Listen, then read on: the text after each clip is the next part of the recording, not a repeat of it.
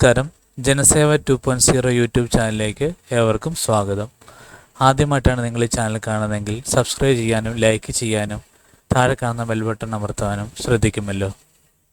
മുതിർന്ന പൗരന്മാർക്ക് ആദായനികുതി റിട്ടേൺ സമർപ്പിക്കുന്നത് ഒഴിവാക്കാനാവാത്ത സന്ദർഭങ്ങൾ വിശദീകരിക്കാമോ? പലിശ, വാടക എന്നിങ്ങനെയുള്ള വരുമാനങ്ങൾ TDS അഥവാ സ്രോതസ്സിൽ നികുതി പിരിച്ചെടുത്ത സന്ദർഭങ്ങളിൽ റിട്ടേൺ ഫയൽ ചെയ്തില്ലെങ്കിൽ മാത്രമേ അർഹമായ റീഫണ്ട് വാങ്ങിയെടുക്കാനാവൂ.